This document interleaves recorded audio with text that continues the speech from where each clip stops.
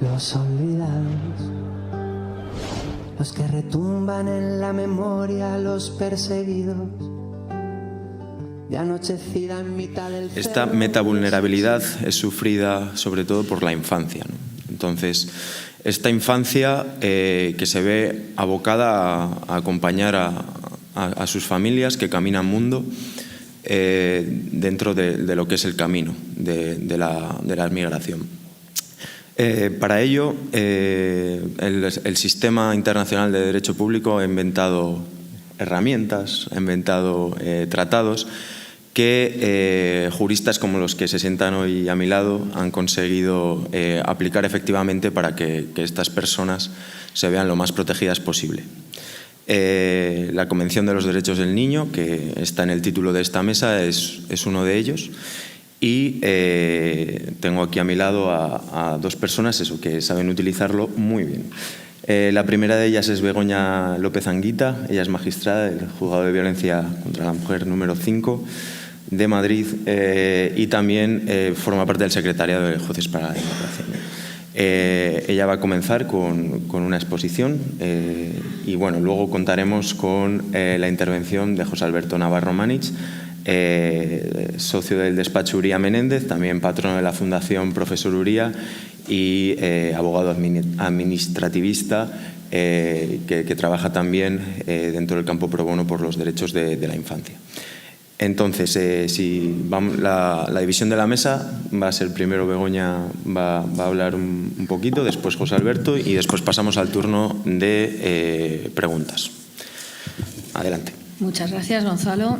Primero agradecer a Luis Carlos, a Gerardo por organizar estas jornadas, a Fátima. Es un lujo poder estar aquí. Me gusta estar de participante desde el otro lado. Es un lujo estar aquí como ponente.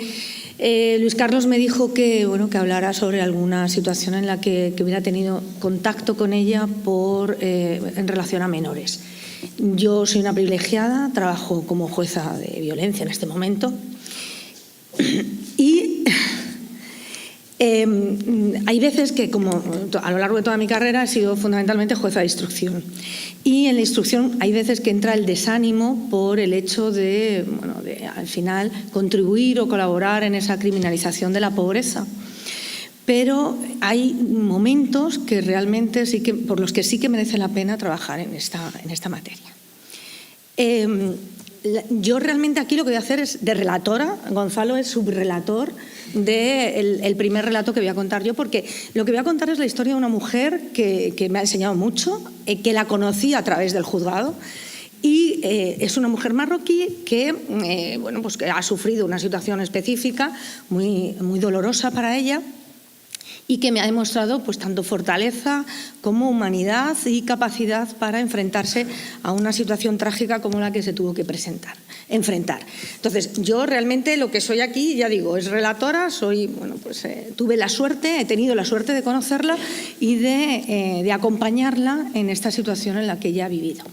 Se llama Busra, es una mujer marroquí que viene a España en búsqueda de una vida mejor y que se casa con un ciudadano sirio y tiene inicialmente dos hijas, una niña, Nur, que nace en el año 2002 y otra niña, Yasmín, que nace en el año 2003.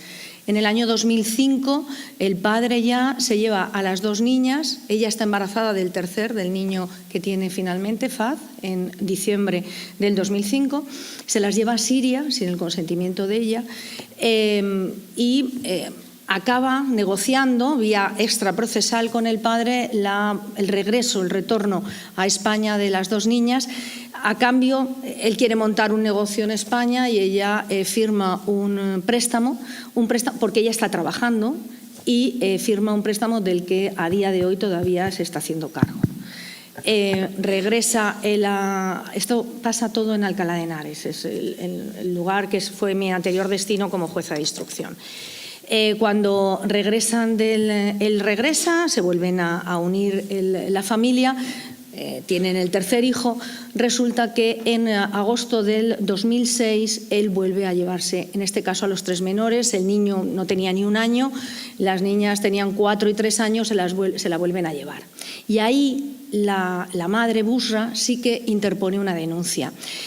Yo que trabajo en un juzgado de violencia sobre la mujer, lo que vemos muy a menudo es que las mujeres aguantan o soportan o asumen el maltrato que sufren a lo largo de toda la convivencia, pero el momento en el que toman la decisión de interponer una denuncia es cuando realmente los hechos afectan ya directamente a los hijos.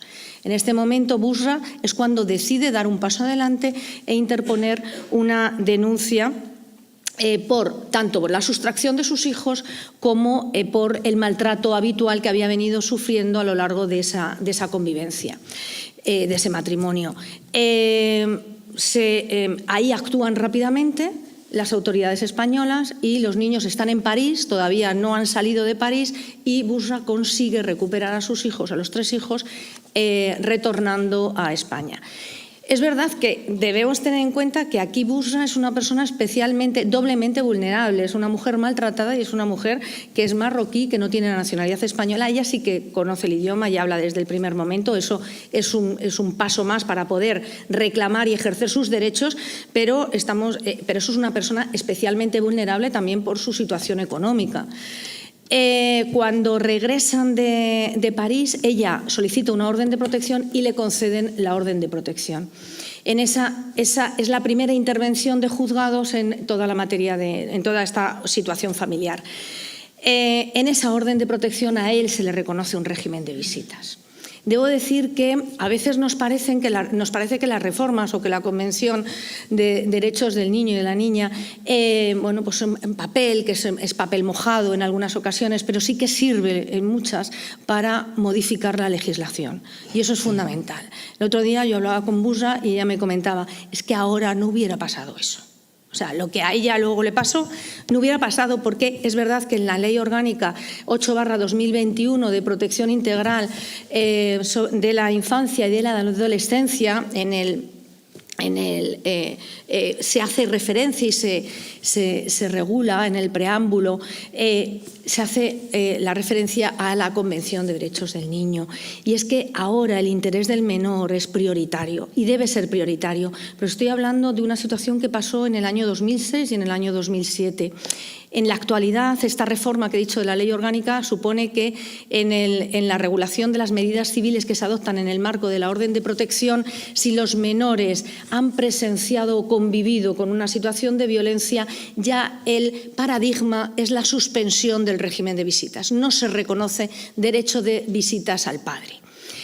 Esta no era la situación que existía en el 2006 o en el 2007, en el que lo habitual se reconoció la patria potestad compartida y un régimen de visitas a favor del padre. Busra interpone la demanda de divorcio en el año 2007 y hay un auto de medidas provisionales en ese año, en el año 2007, a principios del 2007, donde se vuelve a reconocer este régimen de visitas a través de un punto de encuentro. Ella clamó. Además, no es que se tratara de una sospecha de la madre, es que 8 meses antes el padre había sido interceptado en París intentando llevarse a los menores. Su reclamación no fue escuchada y se siguió reconociendo en el auto de medidas provisionales que las visitas fueran a través de un punto de encuentro, que podrían ser a través de un punto de encuentro visitas tuteladas, que hubiera sido una forma de controlar la posibilidad de hacer compatible las visitas y el contacto de los menores con su padre con la seguridad de los mismos. Pero no se hizo así. En el auto era un auto en el que simplemente se hacía referencia a que fuera a través del punto de encuentro, se reconocía todos los sábados de 10 a 1, y eso suponía que el padre los entregaba y los recogía en el punto de encuentro y se los llevaba. Busra no tenía arraigo en Alcalá de Henares, tenía una hermana en Málaga y pidió poder trasladarse a Málaga para tener un arraigo, para ser ayudada por alguien en esos momentos en los que se encontraba.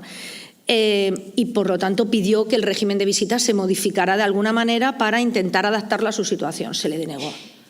De manera que durante un tiempo intentó estar en Málaga llevando a los niños cada semana, pero era algo insostenible. Finalmente tuvo que trasladarse a vivir a Alcalá de Henares. Y estando en esta situación, ella asustada evidentemente, pero respetuosa con lo que le habían establecido desde el propio juzgado y confiando en que las autoridades iban a hacer posible, iban a hacer efectivo porque lo que no he dicho es que en el auto de orden de protección se prohibió la salida de los menores del territorio nacional. Eso sí que se estableció como medida cautelar para evitar la salida del territorio nacional. Bien, al final esta situación deriva en que en julio del año 2007, teniendo la niña mayor 5 años, la segunda Yasmín 4 años y el niño 1 año y medio, el padre en un sábado se iba a los menores y no los devuelve, no los reintegra al punto de encuentro. Busra interpone una denuncia en un juzgado de instrucción de Alcalá de Henares y ese juzgado lo archiva de plano. Ni tan siquiera se la escuchó. Ni tan siquiera se mandaron comunicaciones, oficios a aduanas, al servicio de aduanas, para hacer efectivo, para recordar la prohibición que existía de salida del territorio nacional de esos menores, o en el espacio Schengen la posibilidad de también de hacer efectiva esa limitación. No se hizo absolutamente nada. Y Busra perdió a sus hijos, 3 menores que el padre se los llevó a Siria. Realmente es un supuesto evidente de violencia vicaria, porque el padre no se los llevó a Siria para estar con ellos. El padre se los llevó a Siria para dejarlos en Siria con su madre, con la abuela materna. Él luego se fue, siguió su vida y se fue a Marruecos. Al final el procedimiento se reaperturó porque Busra interpuso inicialmente no tenía. A todo esto debo decir que durante el periodo de la orden de protección y que ella tuvo a los niños después de haberlos recuperado de París, Busra estuvo inicialmente viviendo en una casa acogida. Ahí tuvo cierto asesoramiento jurídico, ya tenía un letrado en el procedimiento y entonces ante es verdad que no recurrieron porque me parece que no es verdad. Ni tan siquiera le notificaron el auto de sobreseimiento a Busra, el que interpuso cuando ya fue la sustracción de los menores. Y al final lo que fue acudir a Fiscalía y en diciembre, estamos hablando que se los llevó en julio, en diciembre Fiscalía recurrió y se reaperturó las diligencias previas. Esa reapertura supuso que se acordó tomar declaración en calidad en aquel momento de investigado del padre de los menores y hacer un ofrecimiento de acciones a Busra. Pero la situación ya era efectiva, era ya una situación de hecho de sustracción de los menores que estaban en Siria. Se acordó la detención, la requisitoria, la búsqueda y captura internacional del padre y se quedó ahí el procedimiento. Busra intentó acudir al Ministerio de Asuntos Exteriores, pero se encontraba con el problema de que ella era marroquí y los niños eran sirios. De manera que el Ministerio de Asuntos Exteriores hizo una total dejación de cualquier actuación en relación a estos menores. Y así pasó el tiempo. Yo me incorporé en Alcalá en mayo del 2010 y la segunda persona que vino a verme al despacho fue Busra. Y la pobre mujer debió enterarse que venía alguien nuevo y acudió a que se le escuchara. Yo intento escuchar a todo el mundo que aparece por el juzgado y me enseñó la foto de sus niños y la situación en la que se encontraba. Ya habían pasado 3 años. Desde el juzgado, la jueza que había estado antes que yo, que no era el primero que estuvo cuando ocurrió todo esto, había actuado de una forma súper diligente y lo que había hecho, claro, era un auto requiriendo a las autoridades sirias para que retornaran los menores. Pero las autoridades sirias, dado que eran nacionales sirios, como harían las autoridades españolas, lo que dijeron es, miren, usted tiene, porque había, claro, un auto de medidas provisionales con reconocimiento de la guardia y custodia a favor de la madre, y dijeron, miren, ustedes, los niños son sirios, no tienen autoridad ni jurisdicción sobre estos menores. Debo decir que Busra ha ido teniendo situaciones bastante críticas porque ya en octubre salió la sentencia de divorcio, una sentencia ya ineficaz de divorcio porque ya no tenía a sus hijos.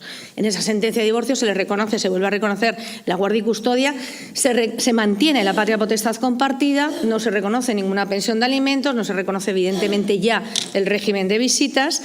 Eso también ahora, en cuanto a la modificación del Código Civil, también hubiera supuesto un cambio en el caso de que el padre hubiera seguido estando en España, puesto que, al igual que he dicho antes en relación con la orden de protección, ahora se ha cambiado el paradigma y lo que se establece es la suspensión del régimen de visitas, salvo valoración de la relación paterno-filial, de manera que en este caso debería haber habido una intervención por parte del equipo psicosocial. Y a mí me relata esto, la verdad es que yo nunca le he dado falsas esperanzas a Busra, porque la situación es una situación muy complicada.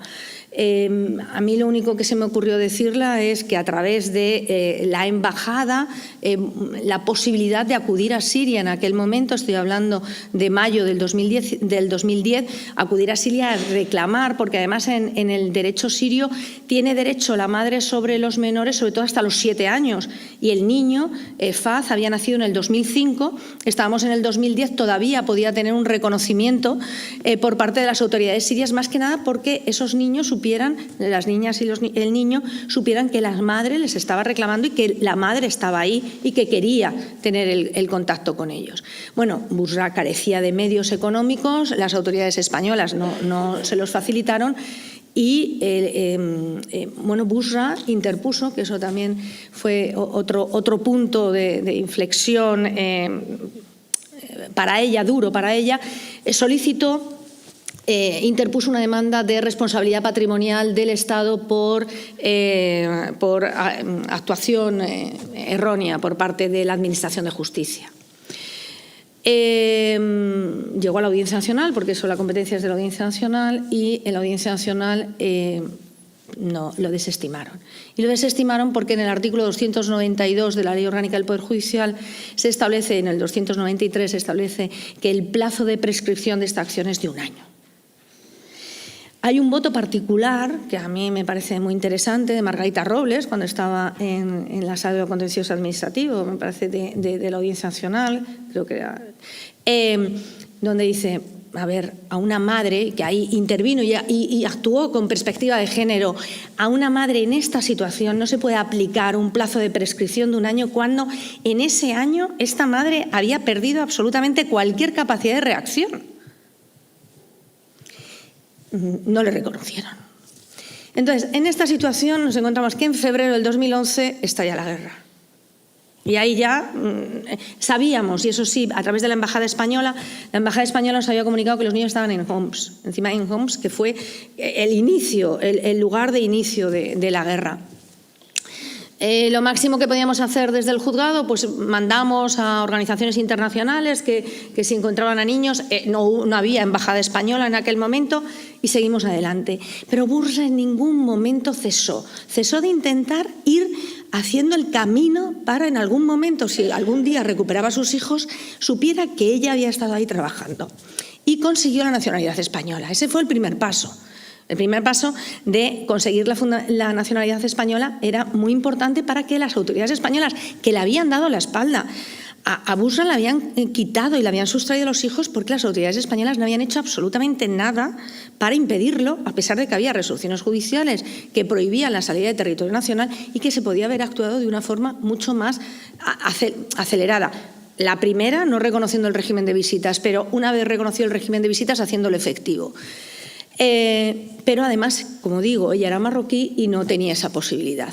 Consiguió la nacionalidad española después de bastante tiempo, porque esto va lento, en el 2012, y lo siguiente fue intentar conseguir la nacionalidad de sus hijos. Ahí nos encontramos con un problema. El procedimiento penal, claro, ya estaba archivado, porque estaba archivado con una requisitoria de busca y captura del padre, pero ya no había más, o sea, lo teníamos ahí. En el juzgado, en el registro civil de Alcalá de Henares, pues ella tramitó todo y el juez del registro civil dijo, el padre tiene la patria potestad, porque a lo largo de la sentencia de divorcio se reconocía al padre la patria potestad compartida. Yo no puedo reconocer una nacionalidad de unos menores que no están en territorio nacional y que además no voy a escuchar al padre, solo estoy escuchando a la madre. A ver, hay un procedimiento penal, un procedimiento de sustracción de menores, está en busca y captura internacional. ¿Cómo es posible esto? Bueno, es que la ley lo dice. Bueno, pues es verdad que la ley lo dice. Lo único que se nos ocurrió fue reaperturar el procedimiento penal, hablar con la policía. La verdad es que ahí Busra llamó diciendo ¿qué pasa? ¿Qué pasa? Porque la policía se puso en contacto con ella y dijimos no te preocupes, esto no pasa nada, pero es una forma de poder reabrir el procedimiento penal. La policía nos puso de manifiesto lo que pasaba, que ella ya tenía nacionalidad, todo eso lo sabíamos porque teníamos contacto con ella, pero no estaba en el procedimiento. Entonces, a partir de esa comunicación de la policía se reaperturó. Y lo que hicimos es algo que se debería haber hecho ya desde hacía bastante tiempo, tendríamos que haberlo hecho desde hace bastante tiempo, y fue por la vía del artículo 158 del Código Civil, que te permite que en caso de urgencia y de desprotección de los menores, adopción de medidas civiles en el ámbito de cualquier procedimiento penal. Ahí Fiscalía intervino adhiriéndose a esas medidas, y se le privó de la patria potestad al padre. Se acordó, realmente lo que se hizo fue suspender la patria potestad del padre, y con ese auto de suspensión de patria potestad del padre se reconoció la nacionalidad de esos menores. Nacionalidad que, claro, no podían tener DNI porque no teníamos a los niños, no había foto, no había nada, pero sí estaban inscritos en el registro civil. Eso era algo que era, lo que digo es, era ir poniendo piedras, ir haciendo... llevando escalones, subiendo escalones ante la imposibilidad o la probabilidad muy difícil de que Busra recuperara a sus hijos. Bien. En el año 2015 recibo una llamada por parte de Marruecos, de las autoridades. Bueno, no, me llama, debo decir que en toda esta materia tuvo una actuación extraordinaria el que era magistrado de enlace entonces en Marruecos, que era Francisco de Jorge. Parece que ahora está bien magistrado, es valenciano, está en Valencia. Tuvo una actuación extraordinaria y nos avisó de que al padre le habían detenido en Marruecos por una multa de tráfico. Bueno, no la habían detenido en Marruecos por una multa de tráfico. La habían detenido en Marruecos por haber aparcado mal en Rabat y saltó nuestra requisitoria, que nos habíamos olvidado de ella prácticamente. Le detuvieron. Entonces, tramitamos la extradición. A todo esto le detuvieron en mayo del 2015. Las autoridades marroquíes le tuvieron detenido hasta febrero del 2016, que es cuando lo ponen a disposición del juzgado de instrucción número 3 de Alcalá de Henares. Bueno, nos ponemos, claro, muy contentos, pero solo tenemos al padre, no sabíamos qué había pasado con esos menores. Resulta que luego hemos sabido que, como consecuencia de la guerra que en un momento dado supuso un varapalo también para Busra por no saber qué había pasado de sus hijos y porque nos imposibilitaba, ya no había embajada española, una vez que ya adquirió la nacionalidad española, resulta que ya España no tenía representación en Siria. Era diabólico. Sin embargo, la guerra en este caso jugó a favor de Busra, porque a la abuela la mataron, murió en la guerra, y la niña mayor llamó al padre diciendo: mira, nosotros no podemos seguir aquí. Nur llamó al padre: nosotros no podemos seguir aquí, tienes que venir a por nosotros. Y bueno, los niños, bueno, luego cuento lo que luego contaban los niños, pero al final hicieron, un hermano del padre los trasladó hasta Marruecos, en realidad fueron hasta Argelia, eso nos lo ha contado la niña estas Navidades en casa de Fátima de Juan. Hicieron la entrada clandestina en Marruecos porque no podían entrar, y entonces estaba cerrado para todos los ciudadanos sirios las fronteras de Marruecos, y entraron vía Argelia y se quedaron allí con el padre. Esto debió ser como en el año 2013, 2014. El padre tenía una nueva familia en Marruecos y los niños se quedan con la nueva familia en Marruecos. Nosotros ya tenemos al padre detenido, pero no tenemos más, no sabemos qué ha pasado con los niños. Por la actuación del magistrado de enlace, y bueno, pues se movió muy bien en Marruecos, conseguimos saber que los niños están con la madre en una determinada localidad. Y empieza ahí una batalla que, claro, allí los juzgados o las fiscalías marroquíes son como las nuestras, yo no soy competente porque él está detenido en Marruecos, está retenido en Rabat, los niños están en una localidad que estaba cerca de Tánger. Bueno, y aquello no se movía. Busra bajó en varias ocasiones, ella como era marroquí bajó, bueno, tenía posibilidad, la familia la tenía allí, era dentro de lo que cabe, supuso una cierta suerte para ella esa posibilidad, bajó en varias ocasiones a Rabat para intentar hablar con las autoridades y ya en septiembre del 2015 sabemos que los niños están allí, sabemos dónde están. Pero no se hace nada. Ahí ya los niños eran españoles, esa es la suerte que se tuvo. Los niños eran españoles, Busra era española y el magistrado de enlace y las autoridades españolas empezaron a actuar. Empezaron a actuar y a través de la Convención de La Haya de sustracción de menores de 1980. Que tuvimos la suerte, vuelvo a repetir, que Busra tuvo mala suerte al principio, muy mala suerte, pero luego tuvo buena. Marruecos es firmante y ratificó este convenio de La Haya en el 2010. Y esto, cuando ya se estaban reclamando a los niños, era en el 2015. El Ministerio de Asuntos Exteriores empezó a tramitar todo el convenio de La Haya. Debo decir que ahí, bueno, tuvieron muy poco tacto con Busra. Su situación es una situación dramática. Yo pensaba, mire, como por segunda vez esta mujer pierda a sus hijos, ya es que no tenemos perdón. A él nos lo pusieron a disposición en febrero, los niños todavía no los había recuperado la madre y en febrero, estando en el juzgado, se acordó, claro, la prisión, se le toma la declaración y nos dice: los niños ya no están en Marruecos, han vuelto a Siria con mi hermano. Mira, nos dio a todos un vuelco de esto no puede ser, o sea, no puede ser, esta mujer no puede volver a perder a esos niños. Bueno, eso no era cierto, pero se siguió tramitando todo. El hecho de estar en un sitio pequeño como Alcalá ayuda mucho y nos ayudó de tal manera que él estaba en prisión en Alcalá Meco, nos conocemos allí todos, y de repente me llama el subdirector de régimen, me dice: mira, a esta persona está en una celda con otro compañero y el compañero ha mandado una carta a Tánger. Y esto no tiene ningún sentido que sea en Tánger. Y le interceptan. Le dicen al compañero que es su carta. Oiga, ¿le podemos abrir la carta? Ah, no, sí, no es mía. Sí, a mí solo me están utilizando. La abren. Abrieron la carta. Se tradujo la carta y en la carta lo que hacía era pedirle a un amigo que se llevara a los niños, se los llevara al monte, a donde fuera, que los sacara de donde estaban, para que cuando llegaran las autoridades a por ellos dijeran que ya los niños estaban en Siria. Eso se hizo súper rápido, se mandó al magistrado de enlace y el magistrado de enlace ya con eso se lo dio a las autoridades marroquíes diciendo: a ver, si ya después de esto se llevan a los niños, puede haber un conflicto internacional, puede haber un conflicto diplomático. Y eso fue el aldabonazo para que... Eso fue súper rápido. Todos los problemas que habíamos tenido hasta ese momento, en ese momento se diluyeron. Y finalmente Busra consiguió a sus 3 hijos. Además, estaba en Motril, ¿no sabes, Fátima? Pero los consiguió en abril del 2016. Ese camino luego no ha sido fácil. No ha conseguido absolutamente ninguna ayuda, ni esos niños, ni esa madre, por parte de las instituciones. Los niños no conocían a la madre. Menos mal que la madre hablaba árabe, porque habían perdido el idioma. Solo la niña mayor dijo: sí, es nuestra madre, pero los niños pequeños, el pequeño tenía 1 año y medio cuando se lo llevó el padre.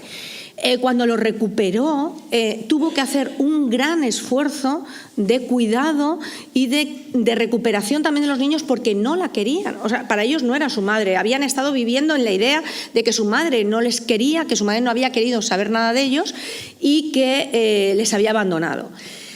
Al recuperar ya los hijos sí que ha hecho una labor de recuperación. Debo decir que los niños ahora están completamente integrados, no tuvieron ningún apoyo psicológico, no hablaban castellano inicialmente, de manera que los psicólogos que podía haber en los servicios sociales de Alcalá de Henares no les prestaban esa ayuda porque estaba inicialmente la barrera del idioma, pero sin embargo a lo largo del tiempo, ya a través del colegio, colegio, de un aula de enlace, ya han conseguido hablar castellano, decir que a día de hoy la niña, la mayor, ha ido en sus cursos, ya está, bueno, ya ahora tiene 21 años, va a cumplirá 21 años en julio, está en la universidad, está haciendo edificación, la segunda va a hacer ahora la EBAU este año, el niño va a terminar la ESO. Pero a lo largo de todo este tiempo es verdad que sí que han estado completamente desprotegidos por parte de las instituciones. Ahora, es verdad, hay mucha más protección, pero también es cierto que el hecho de no tener la nacionalidad española, el hecho de que fueran niños que no fueran reconocidos por nuestro Estado de cara a prestarles la ayuda que la negligencia de nuestras autoridades, nuestra negligencia, había provocado. Entonces, en esa situación en la que se encuentra Busra, y bueno, claro, el final de Busra es un final evidentemente muy satisfactorio. Nadie dábamos, yo personalmente no daba nada por el hecho de que volviera a recuperar a sus hijos. Es verdad que en el juzgado, todo el juzgado se implicó y todo el juzgado compartimos esa alegría de estar con los menores, pero es que este caso puede haber en muchos otros y el grado de desprotección de una mujer que no tiene nacionalidad española, que a veces tiene la barrera idiomática, que puede haber sufrido o que sufre maltratos, es brutal. A veces los derechos, la protección de los menores se quedan en el papel y muchas veces nos encontramos con posiciones que son posiciones muy burocráticas y que creo que en el caso de que existe interés de los menores, este interés de los menores es el de recuperar y restablecer el contacto con la madre. Debo decir que a él se le condenó como autor de 3 delitos independientes de sustracción de menores. Ahí, por ejemplo, yo cuando se habló en el caso de Juana Rivas, de ¡ay, qué bien que solamente hay un delito contra un menor! No, tiene que haber, yo lo siento, quien haya sido quien haya hecho la sustracción de menores, pero esto son delitos contra bienes jurídicos de cada uno de los menores. No es un delito contra la madre, es un delito contra los menores a los que se les ha privado de los derechos a los que se refiere el artículo 9 y el artículo 11 de la Convención de Derechos del Niño, de tener su relación con sus progenitores, en este caso con su madre, y de que no puedan ser trasladados de forma ilícita. En este caso fueron trasladados de forma ilícita al extranjero. Ya digo que se les condenó por 3 delitos independientes. La audiencia, no había jurisprudencia sobre eso, porque cuando se había condenado previamente había sido por un solo delito, a pesar de que hubiera 3 menores. Al final al padre se le impuso la condena de 12 años de prisión. Tenemos ahora el problema de que empieza a salir de permiso. Y es verdad que está en Topas, creo que es en Salamanca, pero y es con control por parte del juzgado de vigilancia penitenciaria, pero él no tiene ningún tipo de arraigo en España. En la condena se le privó también, evidentemente, de la patria potestad, pero ahora existe, ya hay un problema y una situación de riesgo, sobre todo para Busra, sin duda. Ya ella no tiene orden de protección, ahora mismo está desprotegida. Por eso es tan importante, por ejemplo, hay una circular de la Secretaría de Estado de Igualdad donde se establece la posibilidad de un título habilitante para mujeres de violencia de género en el caso de que ya se haya archivado el procedimiento o ya se haya cumplido la condena, pero que sigan estando en situación de riesgo. Penalmente nosotros desde el juzgado no podemos hacer nada, pero sí que hay mecanismos y hay posibilidades por la vía administrativa para reconocer como título habilitante a esta mujer la posibilidad de tener ayudas, la posibilidad de tener controlado, de controlarle o de facilitarle ese restablecimiento, porque ahora los niños están teniendo problemas de ansiedad, porque piensan que se pueden encontrar a su padre. Y ellos ya por sí no temen, porque ya al principio cuando eran más pequeños temía que se hubieran ido, al principio los primeros meses se hubieran ido con el padre, todavía desconocían cuál era su auténtica situación. Ahora no, yo ahora temo por Busra, porque realmente él contra quien va a ir va a ser contra, evidentemente desde el principio, contra quien ha ido ha sido contra la madre. Pero por eso yo creo que por parte de todas las instituciones hay que tener especial hincapié, saber que estamos tratando de menores, que les va a marcar para toda la vida y que es fundamental que se intente proteger y actuar de forma humana, ya digo. A mí Bushra lo que me ha enseñado es eso, a enfrentarse a situaciones difíciles y actuar de forma humana, porque quienes conocemos a Bushra, Fátima y Juan, los que la conocen, nunca perdió la sonrisa. Tampoco nunca fue a los medios ni hizo nada porque temía lo que podía pasar a sus hijos. Yo le he pedido permiso para poder contar aquí toda su historia. Y bueno, nada, solo quiero daros las gracias.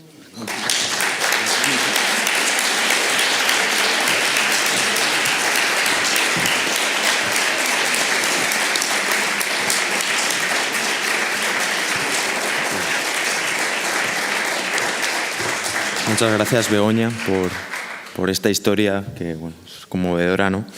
Y bueno, yo solo añadir que Bushra también tuvo la suerte de encontrar una persona como tú delante, también, que eso, bueno, en el camino, pues al final seguro que se agradece. Bueno, continuamos con la mesa de hoy en otro frente, el de la abogacía, en el que también nos van a contar otras batallas, ¿no?, que se libran en favor de los derechos de la infancia. Acaba de poner aquí José Alberto sus filminas, que bueno. Se nota que es abogado nosotros desde los jueces nunca. Sí, para explicar el caso y también quería agradecer a la infancia motrileña por esos dibujos tan chulos que estaban aquí por detrás mientras Begoña hablaba, los dibujos que han colaborado. Y nada, bueno, adelante, José Alberto, cuando quieras. Pues, en primer lugar, pues, muchas gracias a los organizadores por organizar las jornadas y por la invitación, y también a Gonzalo y a la Fundación Abogacía Española. Me hace mucha ilusión estar en estas jornadas. Es el primer año que vengo y voy a estar aquí pues, con compañeros que admiro y de los que aprendo. O sea que para mí esto es un pequeño privilegio, así que muchas gracias. Yo viendo el título de este panel, de la mesa que se haya propuesto, pues lo que pensé es en hablar de tres casos. Uno que es sobre el que hablaremos y otros dos de dos pinceladas muy rápidas, ¿no?, con el tiempo que tenemos. Los tres casos, los dos primeros están muy relacionados, el tercero es un poco diferente.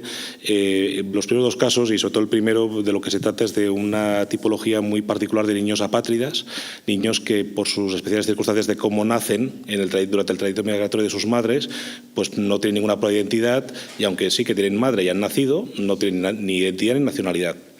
Y eso les impide pues, ejercer sus derechos fundamentales más básicos. Ni pueden ir al colegio, ni pueden tener una tarjeta sanitaria, nada. Y el tercer caso, pues un caso en Melilla más particular que veremos muy rápidamente. El primer caso, pues para empezar hablando de cuál es, para mí, probablemente lo más relevante de esto. O sea, lo más relevante de este caso es que es un caso que no se conoce esta tipología antes de que el programa O2, que está en Córdoba, en Montilla, de la Fundación EMET, identificase. Ellos acogen y dan asistencia a mujeres que llegan en costa acompañadas de niños pequeños. Asistencia psicológica, sanitaria, etcétera, y también jurídica. Y uno de los elementos que hacen es pues, coger a los niños que vienen, algunos sin documentación, y documentarlos, porque con ello pues, se les pueda empadronar y se les escolariza, etcétera, etcétera. Y se encontraron por primera vez, y luego no ha sido el único caso porque han habido más, como veremos uno más después, pero hay más, de una niña que no se podía documentar. No tenía partida de nacimiento, por supuesto no tenía pasaporte, no tenía partida de nacimiento, no tenía inscripción en ningún registro en ningún sitio en el mundo. Y claro, ese es ¿qué es lo que ha pasado aquí?, ¿no? Esa es la primera pregunta. Entonces, aquí lo que se comprueba es que al esa niña no tener ningún papel, no se la puede escribir en ningún sitio. Ni se la puede empadronar en España, ni se la puede escribir en el registro civil, ni se la puede escribir en ningún sitio. Eso es lo que el programa 2, con la labor que hacen maravillosa, pues detectan, ¿no?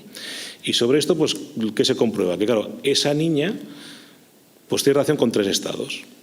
Hay un estado de la madre, en este caso la madre era de Camerún, era nacional de Camerún, que ya inició su proyecto migratorio hacia Europa. Cuando estaba ella durante su viaje, pues quedó embarazada y dio a luz a esta niña en Marruecos, que es el país de nacimiento. Y posteriormente pues siguen el viaje y llegan a las costas españolas en patera. Y el país de residencia es España. Por lo tanto, hay estos tres países y es relevante pues, tener en cuenta este ángulo. Si vamos al caso concreto, pues como decíamos, la madre es de Camerún, la niña nace en el 2015 en Marruecos, en Agadir, en una casa particular, no hay médico, no hay comadrona, no hay partida de nacimiento, no hay inscripción en ningún registro, ni los registros de Marruecos, ni el consular de Camerún en Marruecos, porque Agadir está a 550 kilómetros de Agadir. La madre lo que ella explica es que, claro, ella se siente en un país hostil, de la que no se siente bien, tiene mucho miedo que la separen de la niña. Por tanto, lo que no va a hacer es ir a un registro a inscribir a la niña. Posteriormente, pues llegan en 2018 a España, ya la niña tiene 3 años, de forma irregular, son derivados al Centro 2 y ahí posteriormente en una primera fase están unos meses en el Centro 2 de Montilla y en una segunda fase pues son derivados a San Sebastián, donde siguen su proceso de integración en España, la madre y la niña. Claro, aquí en el proceso de documentar a esta niña dices, bueno, lo primero que es lógico, pues si la madre de la niña es camerunesa, la niña será camerunesa, ¿no? Es como bastante básico. Claro, en el primer proceso de intentar que esa niña tuviera algún papel, pues nos dirigimos a la Embajada de Camerún en España. Explicamos, aquí hay una señora que ella es camerunesa, tiene una hija, o sea, hay una prueba de ADN, demuestra que es la hija, no tiene ningún papel, nada. Creo que lo único que tenía era una partida de bautismo que la bautizaron en España, pero es decir, no tenía ningún papel oficial de nada, solo una prueba de ADN. Como esta niña es hija de madre camerunesa, según la ley camerunesa, la niña debería ser camerunesa, inscríbanla en la Embajada de Camerún en España y le reconocen la nacionalidad y le dan la documentación correspondiente. La Embajada de Camerún en España responde, y es de agradecer que responde, o sea, se les molestó mucho para que respondiesen, pero responden por escrito que esto fue muy relevante, que dicen, ellos no pueden inscribir a esta niña. ¿Por qué? Porque no nació en España. La Embajada de Camerún en España es competente para escribir los nacimientos de cameruneses en España, pero no hay prueba de nacimiento de esta niña. O sea, no hay una partida de nacimiento en España, no hay una inscripción en el registro civil español de que ha nacido la niña. Por lo tanto, a mí esta niña, sí, su madre será camerunesa, pero no va conmigo. Y por lo tanto da la sabia solución de decir, bueno, lo que ustedes tienen que hacer es irse a Marruecos, a la Embajada de Camerún en Marruecos, o volver a Camerún, al Ministerio de Justicia y hacer el procedimiento correspondiente. Claro, esto que te da mucha lógica burocrática, pero en la práctica, bueno, mandamos un requerimiento notarial a la Embajada de Camerún en Marruecos para ir documentando estas cosas. A día de hoy no ha habido respuesta, ya no creo que nos respondan, ¿no? Pero lo que es relevante que, claro, de la respuesta del Estado de Camerún, las autoridades en España, es que pide una prueba imposible. O sea, esta gente la madre no ha venido a Europa para volver a Camerún, eso es lógico. No tiene recursos económicos para hacer ese viaje, en segundo lugar. Pero en términos jurídicos lo relevante es, aunque pudieran y quisieran, no pueden hacerlo. Esa niña no tiene un pasaporte. O sea, ¿cómo va a embarcar esa niña en un avión para irse a Marruecos o a Camerún? Es que es jurídicamente imposible. Salvo que pretendamos que coja una patera de vuelta, ¿no? Pero bueno, o sea, el tema es que se exige una prueba que es jurídicamente imposible y esto es muy relevante. O sea, el estado de la madre, aunque la legislación formalmente dice que la hija de camerunesa es camerunesa, en la práctica esa niña no es camerunesa porque la autoridad de Camerún en España no la reconoce como tal. Segundo lugar, el país de nacimiento. También, bueno, se mandó requerimiento notarial a la Embajada de Marruecos en España. A día de hoy no han respondido. Tampoco creo que ya se van a tomar la molestia. Pero aquí, o sea, parece que esto se hace como los abogados pesados, ¿no? Pues para ir documentando las cosas. Pero, o sea, en la práctica esa vía no tiene ninguna virtualidad. En primer lugar, Marruecos no reconoce la nacionalidad a los que nacen en su país. No hay jus soli. Por lo tanto, aunque la niña haya nacido en Marruecos y se pudiera demostrar, pues no le daría. Pero es que además tampoco se puede demostrar.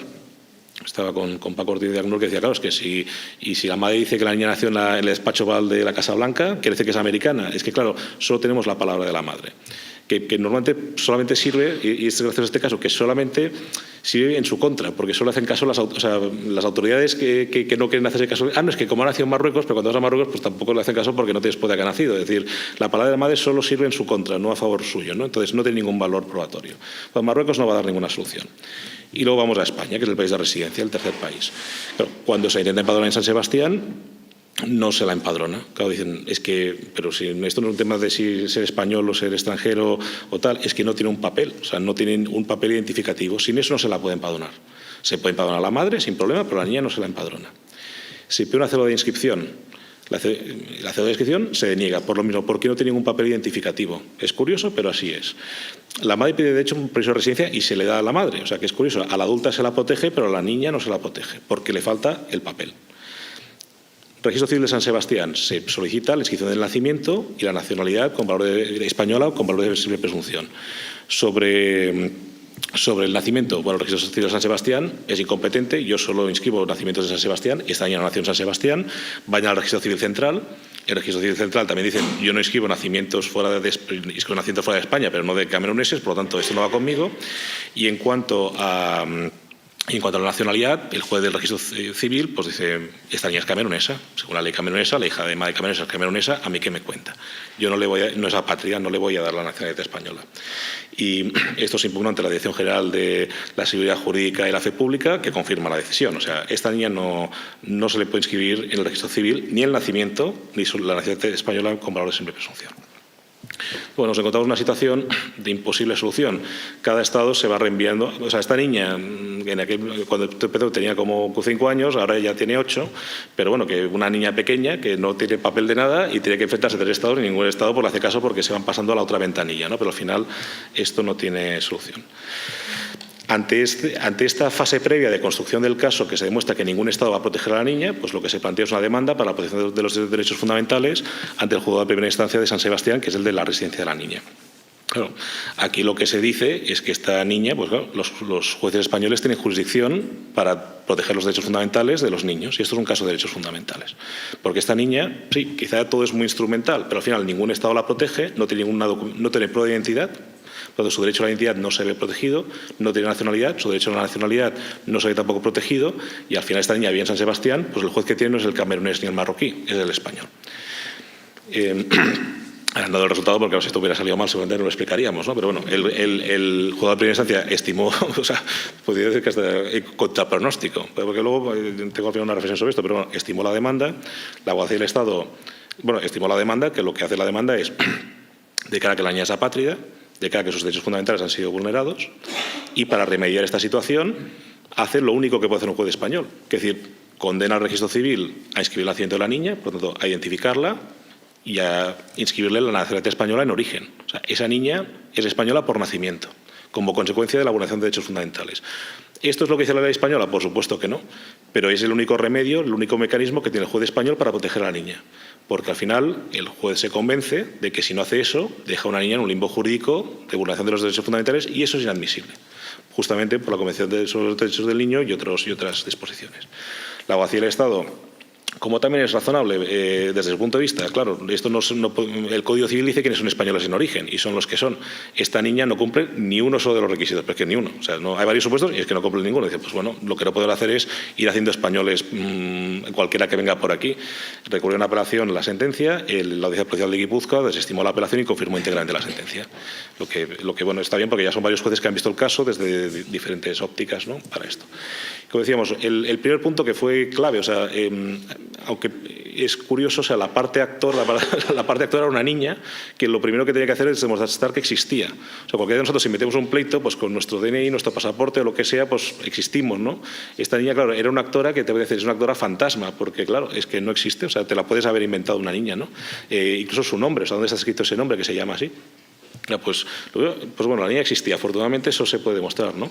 Claro, en segundo lugar, claro, si existe ha nacido, pero las circunstancias de su nacimiento son de imposible acreditación, ni dónde, ni cuándo, o sea, es lo que dice la madre, que nació en Agadir el 18 de febrero del 2015. Bueno, pero podría ser la fecha diferente y el lugar diferente, porque no tenemos prueba en contra de lo que es la declaración de la madre, y eso genera un problema. Claro, a priori, efectivamente, esta niña podía ser camerunesa. La legislación formal de Camerún, la hija de camerunesa es camerunesa. Eso no lo discute nadie. O sea, no es como en otros estados que quizá no lo serían, no, es que en este caso, por ius sanguinis, la niña sería. Pero en la práctica, las autoridades camerunesas no permiten que acceda a la nacionalidad camerunesa. Y ese es un problema que es grave. Y claro, lo que piden es una prueba imposible, que es ir a Marruecos, al consulado en Marruecos, o ir al propio Camerún. Eso no tiene ningún sentido. Bueno, el juez de primera instancia dice, es que ¿qué va a hacer la madre? ¿Dejar a la niña sola en España y coger ella el avión para hacer esto? Pero es que ¿qué estamos pidiendo? Es que esto es absurdo, ¿no? Y por lo tanto, pues bueno, ese requisito, ese procedimiento adicional es de imposible cumplimiento. Aquí hay una interpretación de lo que es la Convención de 1954 del Estatuto de los Apátridas, ¿no? Claro, ¿qué es apátrida?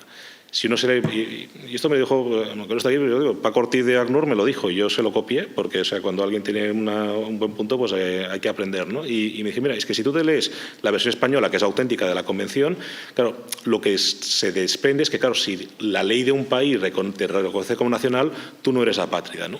Dice, bueno, pero si te miras la versión inglesa y la francesa, que también son auténticas, dice una cosa matizadamente diferente y hay que interpretarlas todas en conjunto, que no es solo que la ley formal te reconozca como nacional, sino que la operación de esa ley, la aplicación de esa ley suponga que eres nacional. Claro, en el caso de esta niña, efectivamente, lo primero se cumple. La legislación formal te da la nacionalidad camerunesa, pero la operación de la ley, la aplicación de la ley, no te da la nacionalidad camerunesa porque te la someten a un requisito de imposible cumplimiento. Entonces, claro, la segunda, por tanto, la niña era apátrida. El segundo punto es, bueno, ¿y el que sea apátrida qué implica? Bueno, pues es la vulneración de sus derechos fundamentales. Porque la nacionalidad y la identidad son derechos llave, son la base sobre lo que los derechos se van a poder ejercer. Sin la nacionalidad y sin la identidad, pues tú puedes existir, pero tus derechos no serán reconocidos. Claro, en la práctica se veía, esta niña no se podía escolarizar porque no estaba empadronada, porque al no tener nacionalidad ni identidad no se podía escolarizar, no podía tener una tarjeta sanitaria. Cuando el COVID, que está en el País Vasco, que ya a los niños se les vacunaron, bueno, hubo que mover Roma con Santiago para que la vacunase a la niña, casi por favor. Y es que es lógico, yo soy el médico, pero si, ¿cuántas veces hemos vacunado ya esta niña? O sea, ¿dónde está el registro para saber si la hemos vacunado o no la hemos vacunado? Claro, es que también hay responsabilidades. El colegio, la niña iba al colegio, pero al colegio porque había unas monjas que por un favor de no sé qué lo hacían, pero hay una niña en España que va al colegio porque le hacen un favor. Y menos mal, porque sin favor no va al colegio. O sea, que ese es el tema. Es decir, pero ¿cómo eso es posible? Claro. Esto, lo que se ve es que esta niña está en una situación de invisibilidad, de limbo jurídico. O sea, su situación, por unas circunstancias particulares de su nacimiento, pues que son las que son, nuestro ordenamiento jurídico no le da una solución. Y yo, de hecho, cuando le preguntas a la madre, ¿pero a ti qué te preocupa? O sea, de todo esto, de si va al colegio, de tal, dice, mira, a mí lo que me preocupa es que... Y pasaba a decir, mira, no puedo hacer estas escolares, no puedo hacer nada, ¿no? Por el tema de que no tiene papeles. Pero dice, es que a mí lo que me preocupa es que un día desaparezca esta niña. Porque si desaparece, yo voy a la comisaría y digo, ha desaparecido la niña, pero la niña, ¿qué niña? Si no existe. Pero existe, pero no existe. Entonces, y claro, y en su vida, o sea, en su intimidad y su forma de organizarse, es que eso, claro, hacía que ella no se separase nunca de la niña, ¿no? Lo que también, eso desde el punto de vista pues, familiar y etcétera, pues eso tiene unas, y psicológicamente es muy grave, ¿no? Pero a ella le preocupa que qué pasa si desaparece la niña, ¿no? Lo que a todos los padres nos puede preocupar, pero claro, a ella intensamente, porque si desaparece, claramente ha desaparecido para siempre. Entonces aquí es donde vamos, que es el tema de la ponencia, ¿no? ¿Cuáles son las bases jurídicas esenciales para solucionar esto? Que a mí ese es el punto, o sea, este es un caso que jurídicamente, con la ley española en la mano, no hay discusión. O sea, esta niña, España no tiene nada que ver, ni ha nacido en España, ni sus padres son españoles.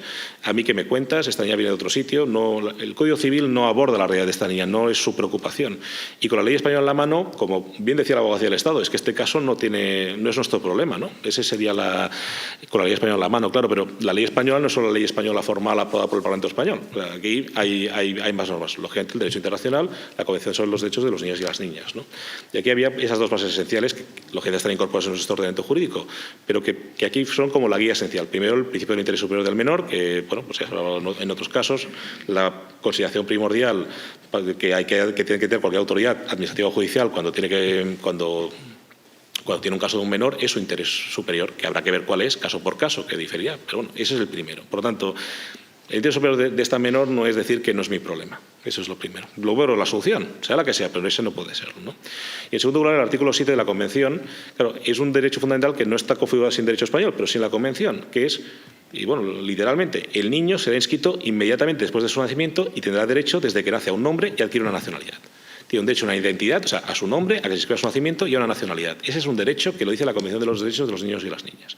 Y en segundo lugar, igualmente importante, que los Estados parte velarán por la aplicación de estos derechos, sobre todo cuando el niño resultará de otro modo apátrida. O sea, el Reino de España, que es parte de esta Convención, tiene una obligación que le impone el derecho internacional de velar por esos derechos. Eso es lo que quiere decir la nacionalidad española, es decir, velar por esos derechos. Pero bueno, nos hemos encontrado que un caso, que ¿qué sucede? Que hay esa niña que ha ido a todas las puertas y todo el mundo le ha dicho que no. ¿Por qué? Porque eso es responsabilidad de otro. Cuando vas a España dices, que es responsabilidad de Camerún. Cuando vas a Camerún dices, bueno, no es la mía, es la de la otra oficina que está en otro sitio. No puedes ir, pero no es mi problema. O sea, siempre es el problema de alguien, ¿no? El punto, porque aquí hay gente que me dijo, no, pero esto qué locura, vamos a hacer españoles a todos los niños. No, o sea, esto no es una locura de nada. El tema es, España tiene una obligación de que esa niña tenga una identidad, de que esa niña tenga una nacionalidad y tenga sus derechos fundamentales. Y que lo consiga como lo tenga que conseguir. No prejuzgamos. Ahora, si sois tan cenutrios todos de que le cerráis la puerta, pues al final hay que dar la nacionalidad española. ¿Por qué no dais otra alternativa? Ese es mi punto. Es un caso que es técnicamente complejo, pero al final es muy sencillo. Es decir, es una niña, usted que tiene una identidad y tiene que tener una nacionalidad. O sea, ese es el principio esencial. Y es que no es discutible, porque lo dice la Convención sobre los Derechos del Niño. A partir de aquí, que las mentes pensantes se pongan a pensar las soluciones y los legisladores, pero mientras no lo hagan, pues esta es la solución pues a la que llegan los jueces en este caso, ¿no? Claro, el artículo 17.1 del Código Civil regula los casos de nacionalidad española en origen, los hijos de padres españoles y los que nacen en España en determinadas circunstancias. La letra C es español el que nace en España cuando no adquiere la nacionalidad de los padres. Claro, esta niña no cumple este supuesto. ¿Por qué no ha nacido en España? Si hubiera nacido en España no habría ningún problema. O sea, yo creo que adquiriría la nacionalidad sin grandes problemas. Pero claro, si hubiera nacido en España, adquiriría también la camerunesa, seguramente sin muchos problemas, porque irías a la embajada y te la inscribirían y esto. Pues que era un supuesto tan extraño. Bueno, tan extraño no lo es porque no haya más casos, sino porque no está contemplado, nadie se lo haya imaginado, que ese artículo 17.1c no contempla el caso de una niña que no adquiere la nacionalidad de la madre, pero no ha nacido en España. Bueno, pues aquí los jueces dicen que hay que interpretar extensamente este artículo. O sea, estar extensamente que en contra de la literalidad del artículo, pero bueno, hay que interpretarlo extensamente. Y aquí, bueno, pues porque al final hay que aplicar esos principios de los tratados internacionales, esos derechos fundamentales, hay que dar esa interpretación analógica, y luego porque también aquí lo que destacan los jueces es que se ha hecho un esfuerzo genuino para adquirir la nacionalidad, las otras nacionalidades y para escribirla. O sea, se ha llegado a un punto de, y además yo recuerdo, o sea, en el juicio, es que al final la conclusión era, o sea, como lo siento por el juez, ¿no? Pero usted tiene que tomar una decisión. O sea, o le da la nacionalidad española y le escribe, o la niña se queda así. Y aquí estamos, o sea, ya lo hemos intentado todo, ¿no? Y al final yo creo que ese es el punto, ¿no? De que al final pues, hubo ese esfuerzo genuino que comprenden los jueces de que al final no era aceptable que esa niña pues quedase en un limbo jurídico que era además discriminatorio con cualquier otro niño y niña que haya en España, español o extranjero, situación regular y irregular, es que da igual. Esa niña está en una situación absolutamente pues sin derechos, ¿no? Entonces, las dos pinceladas muy rápidamente que tengo. Uy, me sobra 10 minutos, madre mía, qué generoso. Pensaba que ibas a decir 2. El segundo caso, que de hecho si voy a hablar de ti, Gonzalo, además, o sea, el segundo caso o sea, yo se lo tomo prestado a la Fundación Abogacía Española y a Gonzalo, porque este no lo trabajé yo directamente, pero está muy vinculado. También es del programa 2, que es quien impulsa esto, y era un supuesto muy similar, ¿no? O sea, también es una niña camerunesa, en este caso nacida en Argelia, y que llega a España. Y aquí el primer caso se inició antes, pero se acabó más tarde. Y este se empezó más tarde. Claro, aquí ¿qué se vio? Cuando vas a picar a todas las puertas te dan portazos, ¿no? Y claro, y lo que se detectó es que ¿qué problema hay? Claro, cuando tú vas pidiendo la nacionalidad del país, la gente se pone muy nerviosa, ¿no? Y bueno, vamos a hacer un caso diferente, ¿no? Cuando todavía no se había solucionado el primero, por lo tanto, hay las incertidumbres, ¿no? Una estrategia diferente que lidera la Fundación Abogacía Española y dice, bueno, ¿por qué no pedimos solo el nacimiento? Que se inscriba el nacimiento. No pidamos de momento la nacionalidad. Aquí lo que más se consiguió, pues Fundación Abogacía Española, pues hablando con los diferentes actores, la niña vivía en Montilla en ese momento, en Montilla, Córdoba, y pues fue a hablar con el juez del registro civil de Montilla, se fue a hablar con el Ministerio Fiscal, la Fiscalía de Menores, entendió el caso perfectamente y lo hizo suyo, que yo creo que esa es la gran virtud. O sea, que Fiscalía en la protección de los menores dijo, no podemos tener a niños, niñas no inscritos, que por eso no tengan sus derechos fundamentales. Fue el Ministerio Fiscal quien presentó la solicitud a instancias de Fundación Abogacía Española y del programa 2 ante el registro civil de Montilla.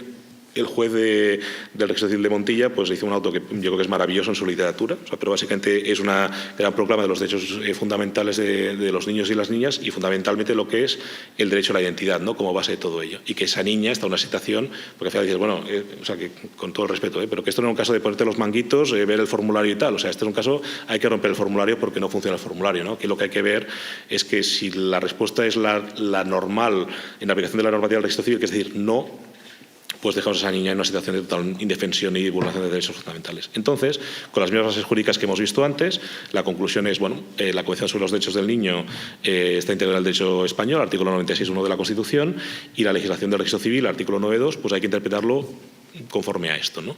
Que permite la inscripción de hechos o actos que han tenido lugar fuera de España cuando la ley española diga que se inscriban. Bueno, la ley española no lo dice expresamente que hay que escribir los nacimientos de estas niñas fuera de España, pero por el conglomerado de situación y de derechos fundamentales afectados, pues hay que inscribirlo. Y hace esa interpretación conforme al artículo 9.2 de la ley del registro civil con los tratados internacionales e inscribe el nacimiento de la niña, no la nacionalidad. Pero claro, con esa base, esa madre ya puede coger la inscripción en el registro civil, ir a la embajada de Camerún en España, porque hay una ficción. Es como si esa niña hubiera nacido en España. Entonces la embajada puede hacerse cargo de este caso, porque ya tiene el papel, que es lo que no teníamos hasta ahora, ¿no?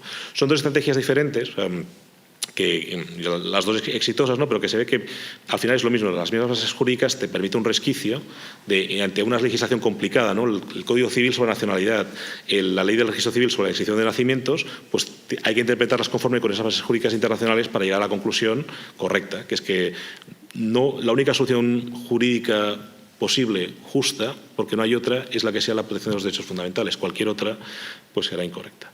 Y lo último que es, vamos, los dos últimos minutos, un tercer caso, que es diferente, no es de esta problemática, este es un caso de Cáritas en Melilla, ¿no? En Melilla, yo esto lo pedí por Cáritas, o sea, que me sorprendió mucho. O sea, el artículo 16.2f de la Ley de Bases del Régimen Local, que regula el tema del padrón municipal, tiene unas excepciones. O sea, cualquier vecino del pueblo se empadrona, sea español, extranjero, situación regular, irregular, da igual. Tú te empadronas, ¿no? Bueno, salvo la niña que hemos visto, que esta no la dejaban. Pero cualquiera que se pueda identificar se puede empadronar. Pero hay una excepción curiosa, que es, si tú eres una persona que procedes de Nador y vives en Melilla, solo te puedes empadronar si tienes un visado. Si tú has entrado en España con visado, porque como tienes excepción de visado para entrar en Melilla, por el tema del pequeño comercio, ese tema histórico que hay, pues si tú eres de Nador tienes que tener visado. Y sin visado no te van a dejar empadronarte. Esto es lo que dice la ley. Lo dice de una forma muy confusa y barroca, pero es lo que dice. Pues si tú eres una persona de Nador que te has trasladado a Melilla de forma irregular y vives ahí, aunque vivas ahí todos los días del año, no te puedes empadronar si no tienes el visado. Esto es lo que dice la ley. Claro, el empadronamiento, como también veíamos en el caso anterior, es que es esencial para ejercer derechos fundamentales. Si es un niño, pues no te puedes escolarizar, no te dan tarjeta sanitaria. Pero esto es una norma que es para prevenir pues, el fraude, ¿no? Que alguien vive en Nador realmente, se empadrona en Melilla y accede a los servicios públicos en Melilla. Esa es la lógica de la norma. Pero bueno, el tema es que el problema es que sí, pero si hay alguien que genuinamente esté viviendo en Melilla, pues no te da acceso al padrón ni a los derechos fundamentales. Además, la Ciudad Autónoma de Melilla, como para dejarlo claro, aunque las Naciones Unidas y el Defensor del Pueblo habían dicho que esto estaba fatal y todo esto, pues aprueba unas instrucciones, una disposición de carácter general que dice que efectivamente, que para que quede claro, los menores de edad tampoco se pueden empadronar si no tienen el visado. Eso deja claro.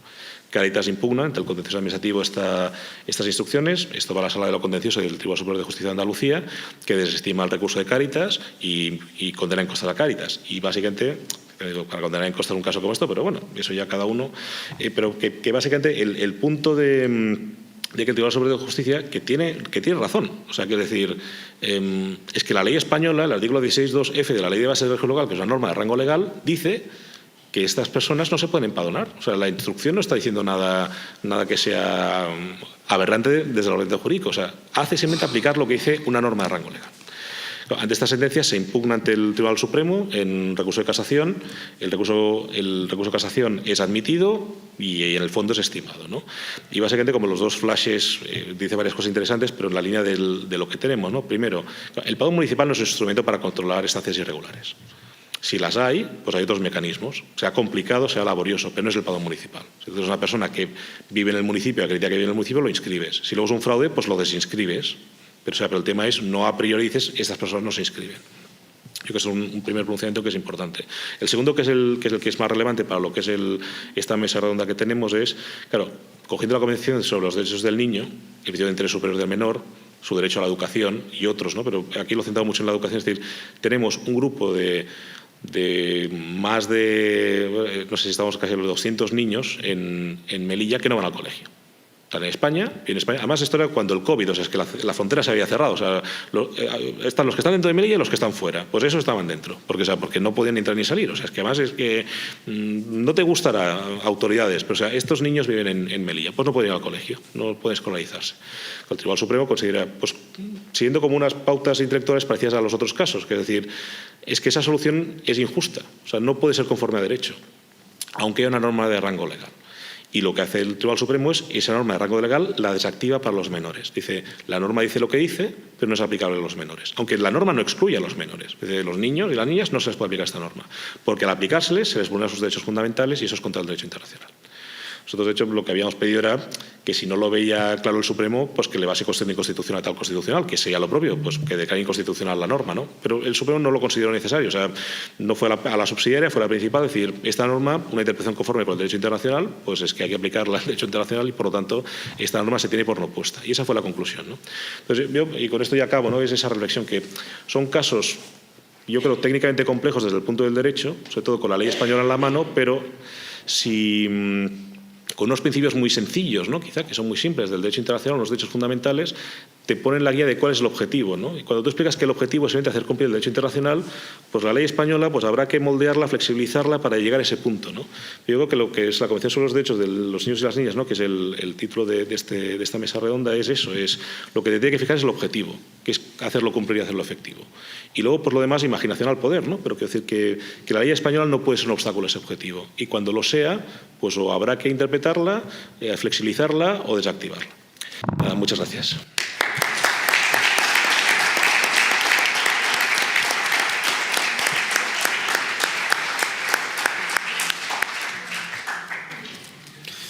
Muchas gracias, José Alberto, por la clara explicación. Y bueno, pasamos al turno de preguntas. No sé si alguien tiene alguna duda. Vamos a utilizar el mismo método de ayer. Recogemos 1 o 2 preguntas o 3 y las vamos respondiendo por aquí. ¿Alguien tiene alguna pregunta para nuestros ponentes? Por ahí una. Sí. A ella. Sí. Buenos días y bienvenidos. Yo me hago una pregunta. ¿Se ha cuestionado alguien la duda de que en el caso que estaba hablando de el niño o niña apátrida sea hijo de? Sea hijo de la madre que dice que tiene ese bebé. Es decir, porque yo no he leído la sentencia, no sé lo que dice en el fondo del asunto, pero no sé si en algún momento del procedimiento se ha pensado que ese bebé o ese niño o esa niña no es hijo de. Si no es hijo de, evidentemente será muy difícil su inscripción, pero si se tiene conocimiento de que esa madre ha dado a luz, porque el cuerpo cambia, el cuerpo de una mujer cambia, y se hace un informe de maternidad o de ser, si es su madre en este caso, y sabiendo que si es su hija, sí que se podría inscribir como nacimiento. A raíz de ahí, el procedimiento se encauzaría de forma distinta. Y por otro lado, a la magistrada Begoña López, que el caso que ha contado de esta mujer marroquí, hay muchísimos casos de violencia de género en eso, y la ley debe de cambiar porque no se tiene en cuenta el daño que hablamos de violencia vicaria, pero claro, evidentemente el daño es a una mujer que le quitan sus hijos, y también los hombres. También hay hombres que sufren este terrible desaparición de sus hijos, ¿no?, a otros países. Y tampoco se le tiene mucho en cuenta. En España hay muchos casos como estos. Y lo último de Juana Rivas, si tiene algún conocimiento de lo que se ha dicho ahora en Italia, que se decía, o por lo menos lo que yo he oído últimamente, que se le acusa de maltrato a uno de sus hijos, porque uno de sus hijos, el mayor, creo que ha comentado, ha dicho en la audiencia que su madre sí que lo maltrataba. Gracias. Bueno, empiezo yo. En cuanto al maltrato, sí, evidentemente se trata de supuestos de maltrato. Al hablar de violencia vicaria, lo que se está haciendo referencia precisamente es que a quien se quiere maltratar es a la madre. Y evidentemente se maltrata igualmente a los niños. La violencia sobre los menores no se puede. La violencia dentro de una unidad familiar no excluye a los menores. Puede haber una violencia directa o puede ser una violencia indirecta, pero los menores padecen también ese tipo de violencia. Es verdad que hay muchos casos de estos y el supuesto que yo he contado es un supuesto que tiene un final feliz, no existe como tal, pero es que jurídicamente en el caso que yo he expuesto, lo bueno que tuvo es que los menores no estaban en su país de origen. Si los menores llegan a estar en su país de origen, no se les podría haber reclamado porque las autoridades sirias nunca hubieran dado a los menores. Lo bueno fue que por la guerra los menores salieron del país y en Marruecos, para el Estado de Marruecos no eran nadie. Entonces a ellos no les interesaba y ahora ya eran españoles y se les podía reclamar desde España y también por la Convención de La Haya.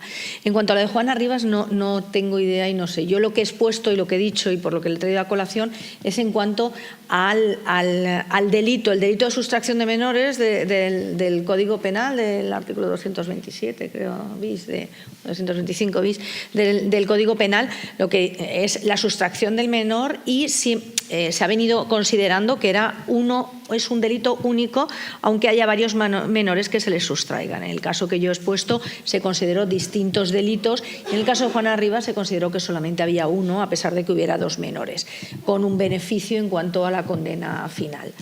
Pero desconozco qué es lo que ha podido pasar ahora en Italia. No lo sé.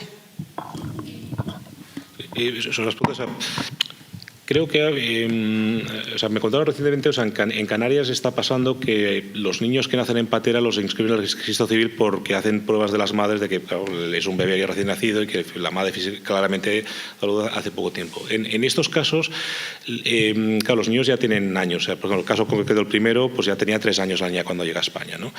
Lo que nosotros, como para acreditar el vínculo, la filiación, claro, cuando llega una mujer adulta con niños pequeños, esto el programa 2 lo ha trabajado mucho, ¿no? Que es el tema de los menores separados.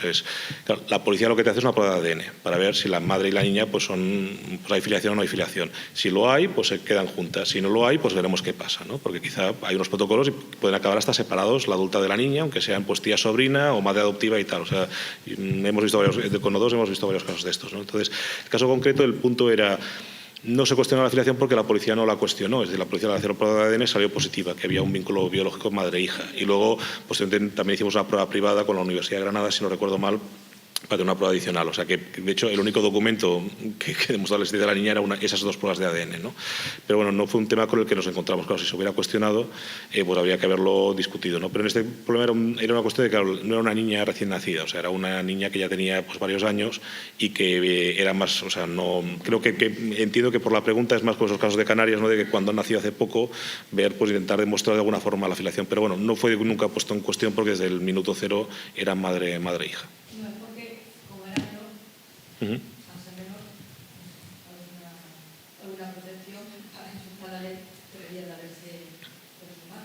Sí, aquí lo que es que forma parte de la invisibilidad de esa niña. O sea, además es curioso, cuando tuvimos el pleito, que a mí me llamó mucha atención, que esta niña llegó en patera con su madre, o sea, porque no había nacido en España y llegan cuando la niña tenía 3 años.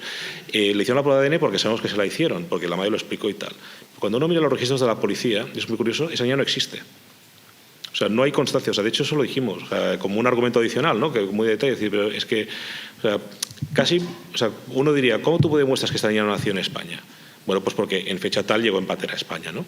Ese papel no existe.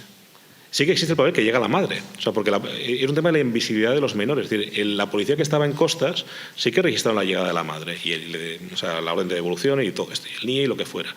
Pero que es curioso que, claro, es un tema del funcionario que está allí, pero que no tomo nota de que esa mujer venía acompañada de una niña. Sí que hizo la prueba de ADN, que por eso estaba por ahí, pero en lo que es la documentación y los archivos que vino al juicio, que decíamos que para la presunción que nosotros queríamos hacer, que es al final lo que hay que hacer es aplicarle que esa niña nació en España. Claramente no ha nacido, o sea, no vamos a engañar a nadie, ni al juez, ni a nadie. Pero el punto era que por estos niños que se llaman los niños invisibles, ¿no? Que son invisibles para todo el mundo, esta niña hasta fue invisible al llegar a España, porque es que ni la registraron. O sea, ni ese papel tenía, ¿no? Entonces, bueno, que sí que merece una protección, pero la experiencia del caso es que, mereciendo esa protección, ni la tuvieron en cuenta. Bueno, agradecer a la mesa. Me he perdido a la magistrada, a Begoña, me hubiese gustado escucharte, pero en relación al comentario que ha hecho la compañera, yo actualmente estoy realizando un estudio de violencia vicaria a nivel nacional. Entonces agradezco esa apreciación y aclaración del concepto y agradecería también que como profesionales también tenemos que tener cuidado con la pedagogía y los mensajes que a veces podemos, sin ningún tipo de mala intención, pues no dejar sobre la mesa, en el aire. En el caso de Juana Rivas, concretamente, no es el caso como lo ha relatado la compañera. De hecho, el hijo mayor está ya en España. Y son procesos judiciales que mejor que yo los magistrados que están encima de la mesa conocen, que son muy laberínticos y son muy difíciles. Entonces, en el caso de la acusación o supuesta acusación de ese maltrato hacia ese hijo, que no es el hijo mayor, porque vuelvo a repetir que el hijo mayor ha logrado volver a España por decisión propia, no es real, ¿vale? Entonces sí que pediría en este tipo de casos tan mediatizados, porque luego esos mensajes los escuchan muchas madres protectoras que están luchando contra esa violencia vicaria y violencia de género institucional, pues temerosas de que se puedan entrar en ese laberinto de violencia institucional, porque muchos y muchas profesionales lanzamos este tipo de mensajes, pues le hacemos un flaco favor. Gracias. Por ahí, Ramiro. Sí, no, la pregunta es a Begoña, Si en el caso del ciudadano sirio, que me ha parecido entender que no tiene la nacionalidad española y que me ha parecido entender que ha sido condenado penalmente, si se le puede privar de la patria potestad y si se le puede iniciar un procedimiento de expulsión y expulsarlo de España para que la mujer esté tranquila.